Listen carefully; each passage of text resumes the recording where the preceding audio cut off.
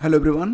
तो PT exam के लिए लास्ट टाइम रिवीजन के अंतर्गत एंशियंट हिस्ट्री के कुछ ऐसे बिंदुओं को देखेंगे जो बहुत अधिक संभावना है कि यहाँ से प्रश्न पूछे जाएंगे। तो दोस्तों, जैसा कि आप लोग जानते हैं कि इतिहास के अंतर्गत जो प्राचीन इतिहास है, तो इतिहास का जनक हेरोडोटस को कहा जाता है। ये आप जानते हैं। हेरोडोटस की जो किताब है, किताब का नाम क्या है? हिस्टोरिका। ठीक है, हिस्टोरिका किताब लिखी गई है हेरोडोटस के द्वारा। और यहाँ पर मैंने आप लोगों को ये भी बताया था कि जो इतिहास शुरू होता है तो ये प्रागैतिहासिक काल से स्टार्ट होता है। और प्रागैतिहासिक काल में 3 काल आते हैं। सबसे पहले तो एक आपका आता है पूरा पाषाण काल। ठीक है, पूरा पाषाण काल, इसका समय कब से कब तक है? तो माना जाता है कि 8000 ईसा पूर्व तक का जो समय है, मतलब शुरू से लेकर 8000 ईसा पूर्व तक का जो समय है वो पूरा पाषाण के अंतर्गत आता है। इसके बाद देखेंगे जो दूसरा कालखंड है वो मध्य पाषाण काल का है। तो मध्य पाषाण के अंतर्गत 8000 ईसा पूर्व से स्टार्ट होकर 4000 ईसा पूर्व तक का जो समय है इसे कहते हैं मध्य पाषाण। और बात करें अगर नव पाषाण काल के बारे में, तो यहाँ पर जो आपका समय है तो ये 4000 बीसी से 4000 ईसा पूर्व से स्टार्ट होता है और कब तक चलता है? 2500 ईसा पूर्व तक चलता है। ठीक है, ये आपका हो गया पाषाण काल। पाषाण काल के बाद दोस्तों यहाँ पर देखेंगे आप तो फिर आपको मिलेगा सिंधु घाटी की सभ्यता और हड़प्पा सभ्यता का समय आपको मिलेगा। और सिंधु घाटी की सभ्यता, हड़प्पा सभ्यता का जो टाइमिंग है वो 2500 बीसी से लेकर 1750 बीसी के मध्य का माना जाता है। यानी कि 2500 ईसा पूर्व से लेकर 1750 ईसा पूर्व के बीच का जो समय है, यही समय सिंधु घाटी या हड़प्पा सभ्यता के नाम से जाना जाता है। ध्यान दीजिएगा, इस समय को कांस्य युगीन सभ्यता भी कहा जाता है। अच्छा, कांसा कैसे बनता है जानते हैं? इसे कांस्य युगीन क्यों कहते हैं? तो तांबे में टिन को मिलाकर कांसा बनाने की विधि इजाद की गई थी, तो इसे कहते हैं कांस्य युगीन सभ्यता भी। ठीक है, अब देखो ये इस सभ्यता के जो मुख्य निवासी थे वो द्रविड़ तथा भूमध्य सागरीय थे। यह एक नगरीय सभ्यता थी। ध्यान देना कि जो सिंधु घाटी की सभ्यता और हड़प्पा सभ्यता थी, यह किस प्रकार की सभ्यता थी? यह एक नगरीय सभ्यता थी। जबकि इसके बाद आने वाली जो सभ्यता है वैदिक काल, वैदिक सभ्यता, वह एक ग्रामीण सभ्यता थी। इसको आप लोग ध्यान रखिएगा। इसका मतलब यह था कि सिंधु घाटी सभ्यता जो थी वो वैदिक सभ्यता से कहीं ज़्यादा विकसित थी। ठीक है, तो दोस्तों यहाँ पर जो प्रमुख बिंदु हैं, जैसे कि सिंधु सभ्यता का जो बंदरगाह है उसे लोथल कहा जाता है। लोथल कहाँ पर है? गुजरात में है। और यहाँ पर जो लिपियाँ मिली हैं वो भाव चित्रात्मक हैं। यह लिपि दाएं से बाएं लिखी जाती थी, मतलब दाएं से बाएं जाते थे हम, लेकिन फ़िलहाल इनको भी पढ़ा नहीं जा सका है। ठीक है, तो थोड़ा सा और आगे बढ़ें तो लोथल में मिट्टी से निर्मित घोड़े की प्रतिमा प्राप्त हुई है। यहाँ गाय के भी साक्ष्य मिलते हैं। ध्यान देना कि जो सिंधुवासी थे ये बत्तख को बहुत ही पवित्र मानते थे। और जूते हुए खेत के जो साक्ष्य हैं ये कहाँ से मिलते हैं? कई बार एग्जाम में पूछा गया है कि जो जूते हुए खेत हैं ये कहाँ से मिलते हैं? तो दोस्तों ये मिलते हैं आपके कालीबंगन से। ठीक है, तो यहाँ पर प्रमुख रूप से सिंधु सभ्यता के जो प्रमुख स्थल हैं यह किस नदी के तट पर हैं और इनकी वर्तमान लोकेशन क्या है, इसको देखते हैं, क्योंकि यहाँ से ये प्रश्न कई बार पूछे गए हैं। जैसे कि हड़प्पा सभ्यता, यह पाकिस्तान में है, वर्तमान में रावी नदी के तट पर है। मोहनजोदड़ो पाकिस्तान में है, सिंधु नदी के तट पर है। मोहनजोदड़ो पाकिस्तान में सिंधु नदी के तट पर है। चन्हुदड़ो ये कहाँ पर मिलेगा? तो ये भी पाकिस्तान में है, सिंधु नदी के तट पर है। कालीबंगन ये राजस्थान में है, घग्गर नदी के तट पर है। अभी मैंने आपको बताया था कि कालीबंगन से क्या प्राप्त हुआ था? जूते हुए खेत मिले हैं। लोथल ये गुजरात में है, भोगवा नदी के तट पर है। रोपड़ मिलेगा आपको पंजाब में, यह सतलज नदी के तट पर है। आलमगीरपुर मेरठ में है, हिंडन नदी के तट पर है। रंगपुर भी मिलेगा आपको गुजरात में ही, मादर नदी के तट पर। धौलावीरा गुजरात में है, बनमाली हरियाणा में है, रंगोई नदी के तट पर। और सुत कांगे डोर ये मिलेगा आपको पाकिस्तान में, यानी कि बलूचिस्तान में, दास्क नदी के तट पर। तो ये कुछ बहुत ही महत्वपूर्ण स्थल हैं जो कि अक्सर पूछे जाते हैं। दोस्तों अगर बात करें कि अग्निकुंड या लोथल और कालीबंगन दोनों जगह से प्राप्त हुए थे, तो लोथल से भी मिले हैं, अग्निकुंड और कालीबंगन से भी मिले हैं, यानी गुजरात और राजस्थान दोनों जगहों से अग्निकुंड प्राप्त हुए हैं। कालीबंगन का अर्थ होता है काली चूड़ियाँ, मनके बनाने के कारखाने हमें प्राप्त होते हैं कहाँ से? लोथल से प्राप्त होते हैं और चंदड़ों से भी प्राप्त होते हैं। अब यहाँ पर मैंने आपको बताया था चंदड़ों कहाँ पर है, तो ये पाकिस्तान में है, सिंधु नदी के तट पर है। ठीक है। सिंधु सभ्यता के लोग मातृ देवी की पूजा करते थे और पशुओं में कुबड़ वाले सांड की पूजा की जाती थी। सूती वस्त्र और ऊनी वस्त्र दोनों वस्त्रों का प्रयोग करते थे। इनको तलवार का ज्ञान नहीं था। आग में पकी हुई मिट्टी को टेराकोटा कहा जाता है, जो कि बहुतायत में जो साक्ष्य मिले हैं तो उसमें टेराकोटा बहुत अधिक प्राप्त हुआ है। और इसके अलावा दोस्तों सिंधु घाटी सभ्यता के विनाश का कारण बाढ़ को माना जाता है। इसके बाद सिंधु घाटी सभ्यता, हड़प्पा सभ्यता के बाद अगर देखा जाए तो जो समय आता है वो वैदिक सभ्यता का आता है। वैदिक सभ्यता एक ग्रामीण सभ्यता थी, जबकि सिंधु सभ्यता क्या थी? एक नगरीय सभ्यता थी। इस अंतर को आप लोग याद रखिएगा। और वैदिक सभ्यता को प्रमुख रूप से दो भागों में बांटा गया है। पहला है ऋग्वैदिक काल, दूसरा है उत्तर वैदिक काल।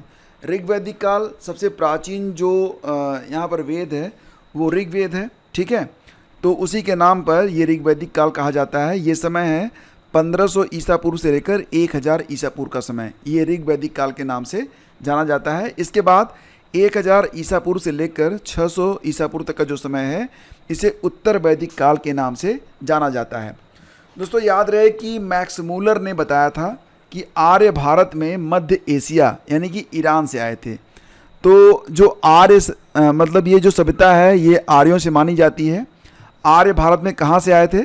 तो आर्य के बारे में मैक्स मूलर क्या कहता है? मैक्स मूलर एक अंग्रेज़ लेखक है और मैक्स मूलर ने बताया कि आर्य जो थे वो कहाँ से आए थे? वो मध्य एशिया से आए थे। मध्य एशिया मतलब ईरान से आए थे। मध्य एशिया का मतलब जो ईरान है वहाँ से आए थे। और भारत में सबसे पहले कहाँ पर बसे? तो भारत में आर्य सबसे पहले आकर बसे थे पंजाब में और अफ़गानिस्तान में। ठीक है, ये याद रखना। आर्यों द्वारा निर्मित सभ्यता वैदिक सभ्यता थी। आर्य शब्द का मतलब क्या होता है? श्रेष्ठ होता है। ठीक है, इनकी भाषा क्या थी? तो आर्य किस भाषा का प्रयोग करते थे दोस्तों? ये बोलते थे संस्कृत। ठीक है, संस्कृत बोलते थे ये। और प्रशासन की इकाई को 5 भागों में बांटा गया था। ये एग्ज़ाम में कई बार पूछा गया है, यूपी पीसीएस में अभी हाल ही में आया था ये प्रश्न। तो इसमें कुल, ग्राम, विश्व, जन और राष्ट्र, ये 5 भाग थे। कुल का मतलब हो गया परिवार, परिवार से बनता था ग्राम, ग्राम से बनता था विश्व और विश्व से बनता था जन यानी कि जनपद और उससे बनता था राष्ट्र। तो इस प्रकार से जो प्रशासन की इकाई थी, सबसे बड़ी इकाई राष्ट्र थी, सबसे छोटी इकाई कुल थी, इसके बाद ग्राम, फिर विश्व, फिर जन और फिर राष्ट्र। ठीक है। और दोस्तों ऋग्वैदिक समाज को व्यवसाय के आधार पर 4 वर्णों में बांटा भी गया था। आपको पता है ये वही वर्ण है जो कि प्राय अभी भी चर्चा में रहते हैं। ब्राह्मण होते हैं, क्षत्रिय होते हैं, वैश्य होते हैं और शूद्र होते हैं। तो ये 4 जो विभाजन हुआ है ये ऋग्वैदिक काल में ही हो गया था। हालांकि दोस्तों याद रखना कि उत्तर वैदिक काल में आते आते उस समय क्या व्यवस्था थी? वर्ण व्यवस्था की, मतलब कर्म के आधार पर। जो ऋग्वैदिक काल है उस समय जाति व्यवस्था कर्म के आधार पर थी, लेकिन उत्तर वैदिक काल में आते आते यह व्यवस्था जो थी वो जन्म के आधार पर होने लगी थी। वर्ण व्यवस्था जन्म के आधार पर तय होने लगी थी उत्तर वैदिक काल में 1000 BC से लेकर 600 ईसा पूर्व के बीच में। ठीक है, तो इतना याद रखिएगा। बाल विवाह और पर्दा प्रथा का प्रचलन नहीं होता था। विधवा अपने मृत पति के छोटे भाई से विवाह कर सकती थी और एक महिला होती थी, इनको कहा जाता था अमाजू। अमाजू का मतलब ऐसी महिलाएं जो जीवन भर विवाह नहीं करती थी। दोस्तों इसी के साथ आपको बता दें कि जो उपनिषद लिखे गए तो उनकी संख्या कितनी है? कई बार एग्जाम में पूछा जाता है, तो याद रखना कि जो उपनिषदों की संख्या है वो 108 है। ठीक है, याद रखिएगा। आर्यों का मुख्य व्यवसाय था पशुपालन और कृषि, और आर्यों का जो प्रिय पशु था ये घोड़ा होता था और प्रिय देवता इंद्र थे। लेकिन ध्यान देना कि ऋग्वैदिक काल की अगर बात करें, ऋग्वैदिक काल में जो देवता थे प्रिय थे वो इंद्र थे, लेकिन जब उत्तर वैदिक काल शुरू हुआ तो प्रिय देवता बदल गए। इंद्र के स्थान पर प्रजापति की जो है पूजा होने लगी थी। ये आप ध्यान रखना। ऋग्वैदिक काल में प्रिय देवता इंद्र थे, उत्तर वैदिक काल में प्रिय देवता प्रजापति हो गए थे। उत्तर वैदिक काल में हल को सिरा तथा हल रेखा को सीता कहते थे। और सत्यमेव जयते ये हमारा राष्ट्रीय वाक्य भी है। तो इसे कहाँ से लिया गया है? इसे मुंडकोपनिषद से लिया गया है। महाकाव्य 2 हैं, महाभारत और रामायण। और महाभारत का पुराना नाम जय संहिता भी है। महाभारत विश्व का सबसे बड़ा महाकाव्य है, ये भी याद रखिएगा। और गौत्र नामक जो संस्था है यह उत्तर वैदिक काल में ही आई थी। तो ये कुछ प्रमुख बिंदु हैं। एक बिंदु और आपको बताता हूँ कि ऋग वैदिक काल में जो ऋग्वेद में उल्लिखित सभी नदियाँ हैं उसमें सरस्वती नदी को सबसे महत्वपूर्ण तथा पवित्र माना गया है। और उत्तराखंड का जो माणा गांव है वहीं से माना जाता है कि सरस्वती यहाँ से निकलती थी, उत्तराखंड के माणा से निकलती थी। ऋग्वेद में गंगा नदी का उल्लेख एक बार हुआ है, गंगा का उल्लेख एक बार हुआ है, जबकि देखा जाए तो यमुना नदी का उल्लेख 3 बार हुआ है और इसमें सिंधु नदी का उल्लेख सबसे अधिक बार हुआ है। ठीक है, सारी बातें क्लियर हो रही होंगी। अब दोस्तों आगे बढ़ते हैं, बात करेंगे उत्तर वैदिक काल के अंतर्गत जो प्रमुख दर्शन और उनके प्रवर्तक हैं। जैसे कि यहाँ पर बात करेंगे योग दर्शन के बारे में, प्रवर्तक हैं पतंजलि। यहाँ से प्रश्न बनते हैं, इसको रट लेना। योग दर्शन के प्रवर्तक पतंजलि माने जाते हैं। न्याय दर्शन के गौतम ऋषि, चारवाक दर्शन के चारवाक, सांख्य दर्शन कपिल मुनि, सबसे प्राचीन यही माना जाता है दर्शन, सबसे प्राचीन दर्शन सांख्य दर्शन है। और एक बात और आपको बता दें कि सांख्य दर्शन से ही जो आपका जैन धर्म है ना, जैन धर्म ये सांख्य दर्शन से ही जो है प्रेरित रहा था। आगे मैं इसके बारे में आपको बताऊंगा। पूर्व मीमांसा जैमिनी राय, उत्तर मीमांसा बादरायण, वैशेषिक दर्शन कणाद या उलूक ने। तो प्रमुख दर्शन और उनके प्रवर्तक ये बहुत इंपॉर्टेंट है। इसकी पीडीएफ मैं आपको दे दूंगा कहाँ पर, टेलीग्राम पर, बिल्कुल फ्री में। आप जाके इसको डाउनलोड कर लेना और अच्छे से एक बार पढ़ लेना। ठीक है, नेक्स्ट दोस्तों आगे बढ़ते हैं, बात करते हैं जैसे मौर्योत्तर युग के बारे में। यहाँ से भी प्रश्न अक्सर एग्जाम में बनते हैं। तो मौर्योत्तर युग में मथुरा जैन धर्म का प्रसिद्ध केंद्र था। अब यहाँ पर मुख्य रूप से देखें तो जैन धर्म के बारे में ही बात हो रही है। जैन धर्म के संस्थापक कौन थे? तो दोस्तों याद रखना कि जैन धर्म के संस्थापक प्रथम तीर्थंकर कहे जाते हैं कौन? ऋषभदेव। ऋषभदेव ये पहले तीर्थंकर माने जाते हैं जैन धर्म के। ठीक है, जैन धर्म के जो 23वें तीर्थंकर थे कौन थे? तो ये थे पार्श्वनाथ। ये भी एग्जाम में कई बार पूछा गया है। पार्श्वनाथ कहाँ पर थे? तो ये काशी में पैदा हुए थे और राजा अश्वसेन के पुत्र थे।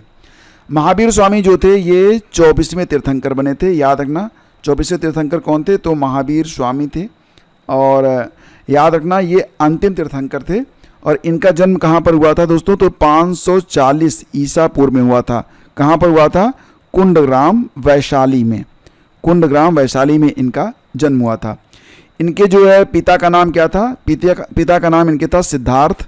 ठीक है, हालांकि जो आपके बौद्ध धर्म के गौतम बुद्ध जी थे उनके बचपन का नाम भी सिद्धार्थ था, लेकिन ये वो वाले सिद्धार्थ नहीं थे, ये अलग थे। तो महावीर स्वामी के पिताजी का नाम था सिद्धार्थ। सिद्धार्थ जो थे ये ज्ञात्रिक कुल के सरदार थे। और इनकी जो माता थी वो कौन थी? लिच्छवी राजा चेटक की बहन थी। तो लिच्छवियों के बहुत ही सगे संबंधी थे ये याद रखना। जो लिच्छवी राजा चेटक थे ये उनके बहन के यानी कि चेटक के ये भांजे थे, ये आप याद रखना। ठीक है, महावीर स्वामी की पत्नी का नाम क्या था? तो महावीर स्वामी की पत्नी का नाम था यशोदा और उनकी एक पुत्री भी थी, उसका नाम था प्रियदर्शनी। और महावीर स्वामी के बचपन का नाम वर्धमान था।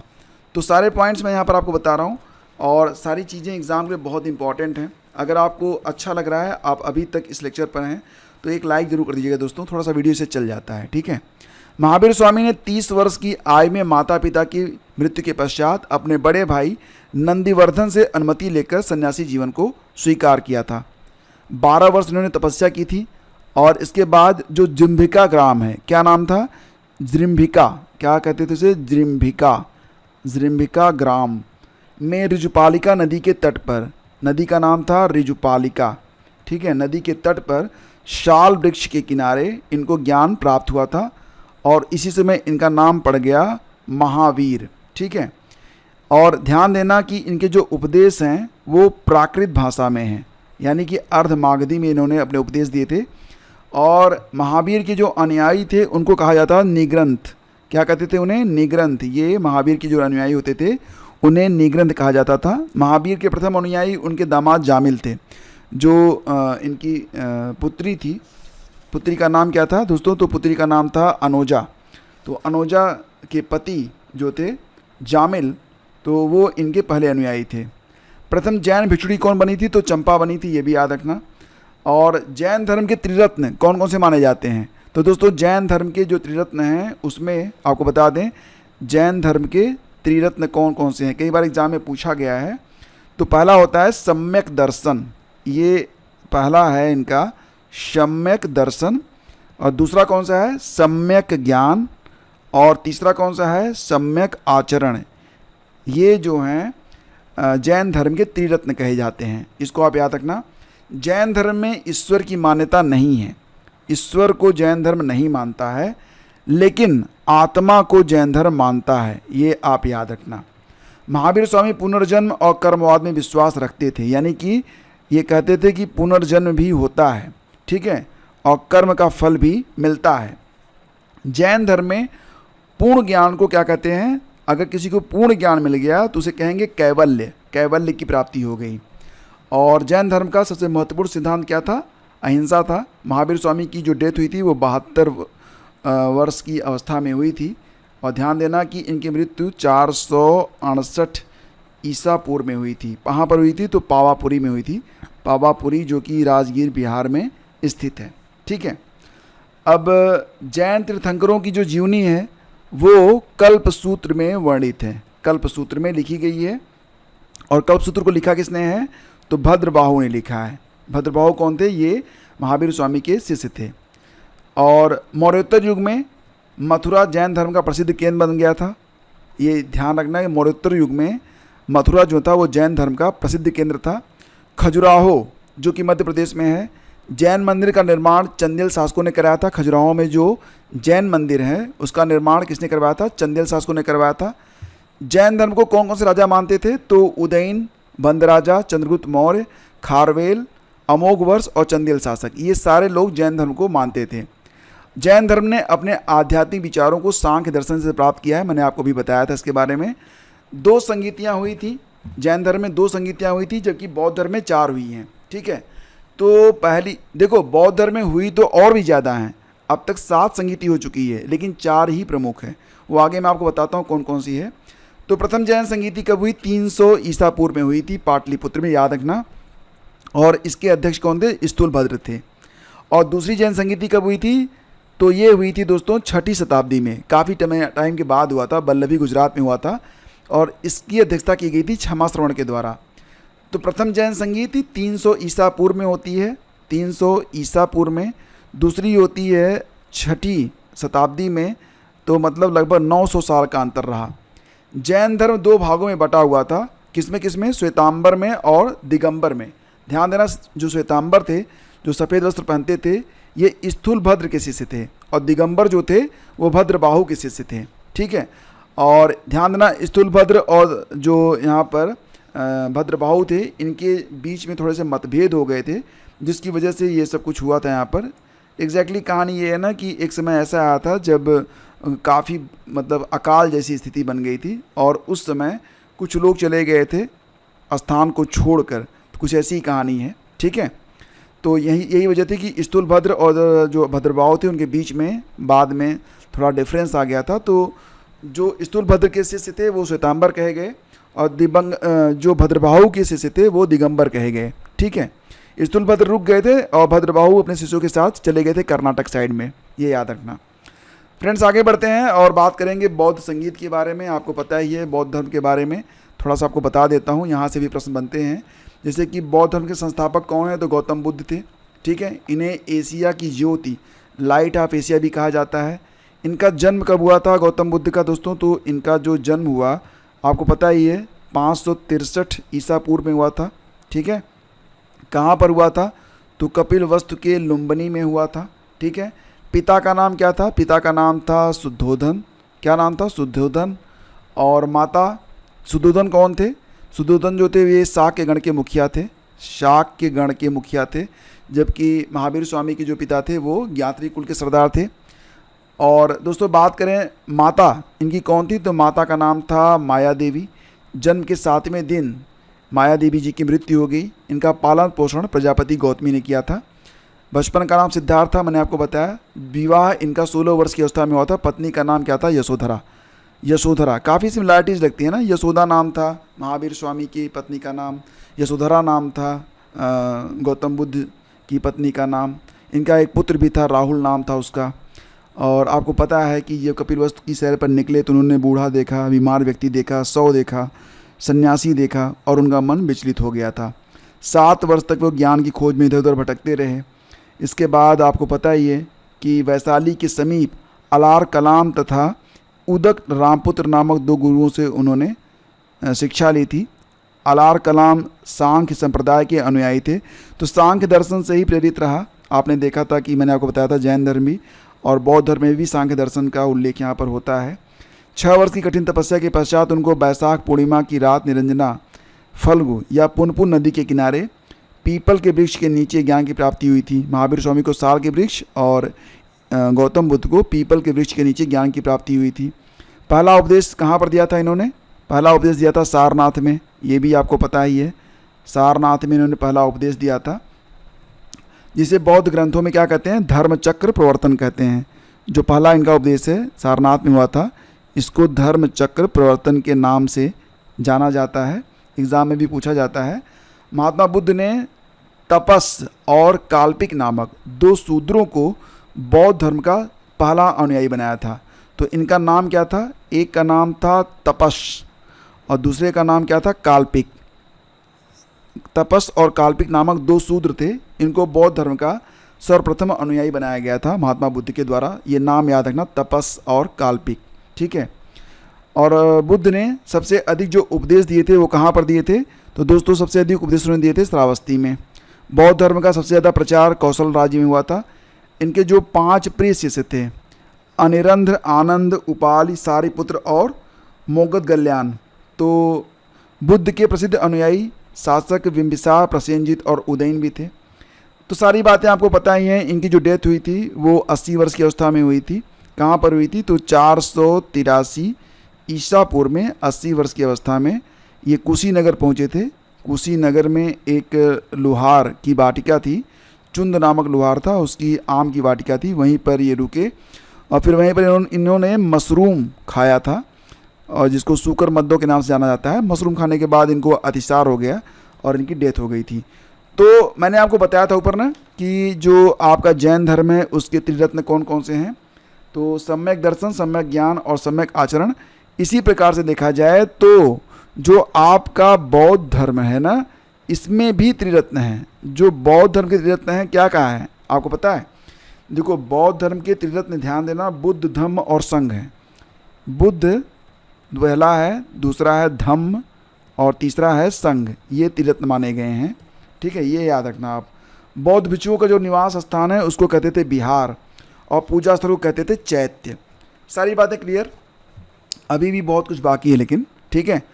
पहले तो आप ये ध्यान दीजिए कि बुद्ध जो थे वो अनात्मवादी थे पर पुनर्जन्म में विश्वास करते थे और उन्होंने कहा था कि बौद्ध धर्म के अनुसार इच्छा सब कष्टों का कारण है, मतलब इच्छा ही मत करो। विनय साहित्य, बौद्ध साहित्य के 3 पिटक हैं, सुत्त पिटक, विनय पिटक और अभिधम्म पिटक, ये आप जानते ही हैं।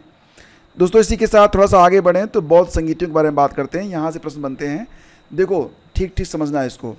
पहली बौद्ध संगीत होती है 383 ईसा पूर्व में और जो गौतम बुद्ध थे उनकी डेथ कब हुई थी?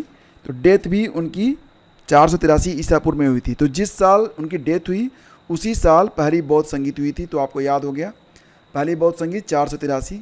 ठीक उसके 100 साल के बाद दूसरी बौद्ध संगीत होती है 383 में। पहले समय देख लेते हैं, उसके बाद देखते हैं लोकेशंस, वो भी याद हो जाएगा आपको। तो 483 में पहली बौद्ध संगीत, दूसरी होती है 383 में ठीक 100 साल के बाद, तीसरी होती है 255 ईसा पूर्व में, तीसरी होती है 255 ईसा पूर्व में अशोक के समय, दूसरी हुई थी कालाशोक के समय में, पहली हुई थी अजातशत्रु के समय में और चौथी हुई थी कनिष्क के समय में। तो पहली शताब्दी में हुआ था जो चौथा बौद्ध संगीत था, ये पहली शताब्दी में हुआ था। तो बहुत ही क्रम से याद रखो, 483, 383, 255 और पहली शताब्दी, ठीक है। सबसे पहले कहाँ पर होता है? राजगृह में, फिर होता है दूसरा वाला वैशाली में, तीसरा होता है पाटलिपुत्र में, चौथा होता है कश्मीर में, ठीक है। अजातशत्रु, ये जब इनकी डेथ हुई थी तो उसमें राजा कौन था? अजातशत्रु था, उसी के समय हुई थी प्रथम बौद्ध संगीत। इसके बाद कालाशोक के समय में हुआ था दूसरा, अशोक के समय में हुआ था तीसरा, कनिष्क के समय में हुआ था चौथा। और अध्यक्षता, पहली बौद्ध संगीत की अध्यक्षता की गई थी महाकश्यप के द्वारा, दूसरी की सभाकामी के द्वारा, तीसरी मोगली पुत्र के द्वारा, चौथी वसुमित्र के द्वारा। यहीं पर थोड़ा सा कन्फ्यूजन होगा आपको, लेकिन 3-4 बार पढ़ेंगे ना याद हो जाएगा, कभी भूलेगा नहीं और एग्ज़ाम में देखते ही आप इसका उत्तर बता देंगे, ठीक है। थोड़ा सा और आगे बढ़ें तो चौथी बौद्ध संगीत के बाद बौद्ध धर्म जो था वो 2 भागों हीनयान और महायान में विभाजित हो गया था। जैसे कि वहाँ पर देखेंगे आप श्वेतांबर दिगंबर थे, इसी प्रकार से यहाँ पर हीनयान और महायान हो गए थे। महात्मा बुद्ध के ज्ञान प्राप्त करने को बौद्ध धर्म में क्या कहते थे? संबोधि कहते थे। ठीक है, ये याद रखना इम्पॉर्टेंट है। और अपने प्रिय शिष्य आनंद के आग्रह पर बुद्ध ने वैशाली संघ में स्त्रियों के प्रवेश को अनुमति दी थी। आजीवक संप्रदाय की स्थापना की गई थी। मक्खलीपुत्र घोषाल के द्वारा एग्जाम में कई बार ये प्रश्न पूछा गया है और यह संप्रदाय बुद्ध के समकालीन था। बौद्ध धर्म की पवित्र दिशा दक्षिण मानी जाती है और बौद्ध धर्म का प्रचार पाली भाषा में किया गया था, जबकि प्राकृत भाषा में किया गया था जो जैन धर्म था उसका प्रचार। बौद्ध ग्रंथों में संस्कृत का प्रयोग अभिधम्म पिटक से प्रारंभ होता है। तो बौद्ध ग्रंथों में संस्कृत का प्रयोग भी किया गया है अभिधम्म पिटक से। ठीक है, इतनी बातें क्लियर हो गई। एक बहुत ही महत्वपूर्ण है आपका वैष्णव धर्म। तो वैष्णव धर्म की जानकारी उपनिषदों से मिलती है। उपनिषदों की संख्या कितनी है? 108 है, ये मैंने आपको अभी पढ़ाया था। और इसका विकास भागवत धर्म से हुआ है, वैष्णव धर्म। ठीक है, और वैष्णव धर्म के प्रवर्तक माने जाते हैं कृष्ण। ये वृषण कबीले के थे, इनका निवास स्थान मथुरा माना जाता है, यही भगवान कृष्ण। और कृष्ण का सबसे पहले उल्लेख मिलता है छांदोग्य उपनिषद में। छांदोग्य उपनिषद में लिखा गया है इनको द्योकी का पुत्र कहा गया और अंगिरस का शिष्य कहा गया। विष्णु के 10 अवतारों का उल्लेख कहाँ पर मिलता है दोस्तों? तो ये मत्स्य पुराण में मिलता है, इसको याद रखिएगा। और भगवान विष्णु के सुदर्शन चक्र में कितनी तीलियाँ हैं? तो 6 तीलियाँ, ये याद रखना। अब यहाँ पर देखेंगे प्रमुख मत और आचार्य, ये बहुत इंपॉर्टेंट है, कई बार यहाँ से प्रश्न बने हैं। जैसे कि विशिष्टाद्वैत के जो प्रवर्तक हैं वो रामानुज हैं। तो राम एक विशिष्ट व्यक्ति हैं, इसलिए विशिष्टाद्वैत। ठीक है, शुद्धाद्वैत के हैं वल्लभाचार्य, द्वैतवाद के हैं आनंद तीर्थ और द्वैताद्वैत के हैं निम्बार्क। ये सारी बातें याद रखना बहुत इंपॉर्टेंट है ये।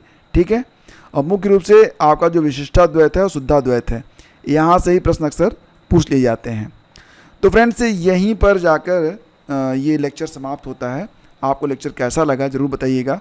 बहुत लंबा करने का इरादा नहीं है, लेकिन जल्द ही आपको इसी प्रकार के छोटे छोटे बूस्टर मैं आपको देता रहूँगा ताकि आपकी तैयारी और भी बेहतर तरीके से हो सके। कहीं पर कोई कन्फ्यूजन है बताइएगा। क्लास की क्वालिटी कैसी लगी ये भी बताइएगा, और क्या आप इस क्लास को पसंद करते हैं और नेक्स्ट टाइम ऐसी क्लास चाहते हैं ये भी बताइएगा। और लाइक और शेयर जरूर कीजिएगा दोस्तों। आपके एक शेयर करने से और एक लाइक करने से वीडियो थोड़ा चल जाता है, हमें भी मोटिवेशन मिलता है और आपकी क्लास भी रेगुलर चलती रहती है। Thank you, have a great day, जय हिंद।